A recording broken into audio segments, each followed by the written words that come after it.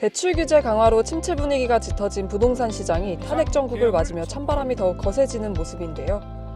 매수 심리가 위축되며 경매 시장에서도 여러 차례 유찰이 거듭되는 물건들이 쌓이는 실정입니다. 특히 수요가 제한적인 단독주택은 단번에 낙찰되는 사례를 찾아보기 힘든데요. 전원주택 단지가 곳곳에 조성돼 있는 경기 양평군에서도 신축 단독주택이 경매로 나와 가격이 2억 원 가까이 떨어져 관심이 쏠립니다. 이 단독주택은 감정가 약 5억 9천만 원대로 경매가 진행됐지만 유찰되며 약 4억 1천만 원으로 하락했는데요. 헤러드경제 부동산 360이 양평 단독주택 현장에 직접 다녀왔습니다.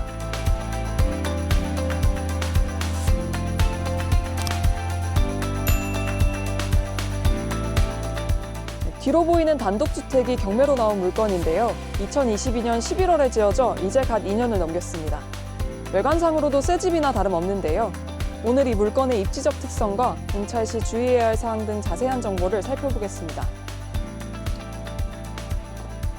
경기 양평군 양평읍 백안리 일대에 위치한 이 단독주택은 지상 2층 규모로 지어졌는데요. 대지 면적이 406제곱미터, 건물 면적은 198제곱미터입니다. 담장이 둘러싸고 있는 이 주택에는 자그마한 잔디 정원과 테라스도 조성돼 있는데요. 준공된 지 얼마 안 된 만큼 감정가 5억 8천만 원 중 건물값만 4억 원이 넘습니다. 양평읍 백안리 일대는 강화면처럼 대규모 단독주택 단지가 형성된 지역은 아니지만 물건 인근으로 신축 단독주택들이 자리하고 있습니다. 병원과 마트 등 편의시설이 조성돼 있는 양평읍 시내와는 자차 5분 거리로 비교적 거리가 가깝고 경의중앙선, KTX, ITX 등이 지나는 양평역은 차로 7분이면 갑니다. 주택 도보권에는 문화체육센터와 농업기술센터, 마을회관 등이 있습니다. 입지 측면을 봤을 때 실수요자 입장에선 단점이 없는 위치라고 하는데요.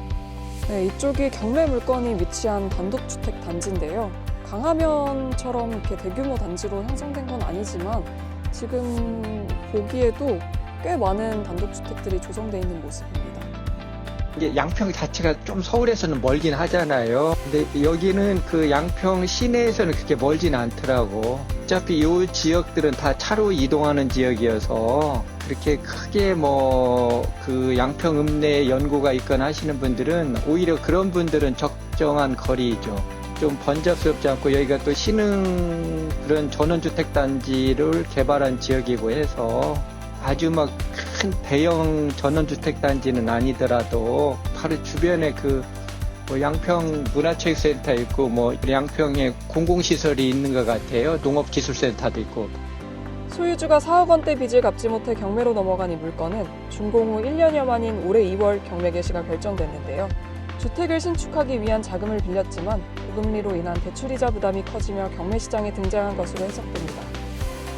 물건 외관을 이렇게 한번 전반적으로 둘러보면 펜스가 계속 이어져 있고요. 정말 관리가 잘 돼 있습니다. 물론 신축이라서 그런 것도 있겠지만 외관이 정말 관리가 잘 된 모습이네요. 낙찰자가 인수해야 할 권리상 하자는 전혀 없습니다. 낙찰 후 등기상 모든 권리관계가 말소되는데요. 전세권자가 있긴 하지만 채권자인 대부업체가 안전한 채권 회수를 위해 설정해 놓은 것으로 오히려 낙찰자 입장에선 명도 부담이 덜하다는 설명입니다. 이제 MPL 물건이라고 해서 한국대부금융에서요. 네. 그 농협자산걸 원래는 이제 개군 농협에서 1순위로 대출해줬는데 네. 이제 이 친구들이 후순위로 이제 추가 대출을 해줬어요. 대부회사에서. 네네. 그러다 보니까 이분들은 이제 안전하게 채권 회수를 위해서 임차인이 있으면은 채권 회수에 영향을 받을 수 있잖아요. 네. 그래서 혹시 이 소유자 여모 씨가 자기들한테 돈을 빌리고 난 이후에 세를 놓지 못하게 하려고 전세권 설정한 거거든요. 그 부분은 낙찰자한테는 아까 그 명도 부담이 없기 때문에 네네. 더 유리하게 작용을 하고요. 또 확인해야 할 점은 대지 면적에 포함된 도로가 전체가 아닌 지분 매각이라는 점인데요. 도로 면적 488제곱미터 중 88제곱미터만 매각 대상입니다. 그러나 이 부분은 되레 장점이 될 수 있다는 분석인데요. 우리가 전원주택단지 조심해야 될 부분이 순수하게 대지 지분만 매각 대상이면 오히려 더 조심해야 되거든요. 진입로에 나중에 그 토지주와 분쟁의 소지가 있는데 오히려 이 부분은 진입로를 지분으로 매수인이 확보가 됐기 때문에 진입도로의 분쟁 여지도 없고요. 여기는 전원주택단지 그 진입로를 아마 제가 보기에는 아마 8가구 이상이 아마 공유를 하는 것 같아요. 네네. 아마 그분들이 공동으로 소유하기 때문에 이제 서로 간에 그건 암묵적인 함의가 형성되어 있는 거죠. 어느 누구의 특정 소유가 아니니까. 이렇듯 물건의 면면을 살펴보면 큰 흠이 없는데요. 경매시장에서 찾아보기 힘든 결함이 없는 신축주택이라고 합니다.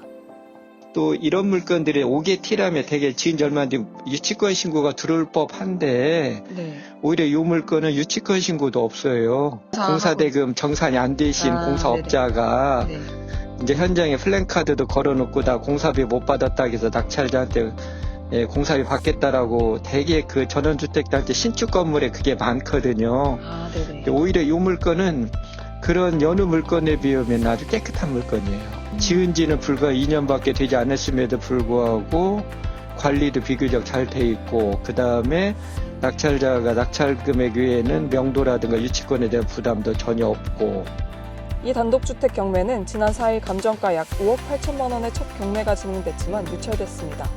내년 1월 15일 최저입찰가 약 4억 1천만 원의 두 번째 경매가 이뤄지는데요. 이날에도 응찰자가 나타나지 않으면 가격은 2억 8천만 원대까지 떨어지게 됩니다. 단점이 크게 없는 물건임에도 한 차례 유찰된 건 가격이 영향을 미친 것으로 보입니다. 4억 원대까지 떨어진 만큼 실수요자들은 응찰해 볼 만한 가격 경쟁력을 갖췄다는 평가인데요.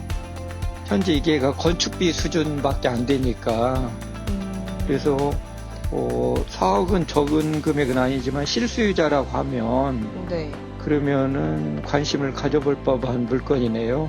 그 양평 내외에 연구가 있거나 그런 쪽에 거주하시고자 하는 분들은 입원이 될 수 있는데 만약 서울권에 직장이라든가 여기에 있는 분들은 세컨하우스 개념을 하시는 분들은 한번 더 떨어지는 게 맞고.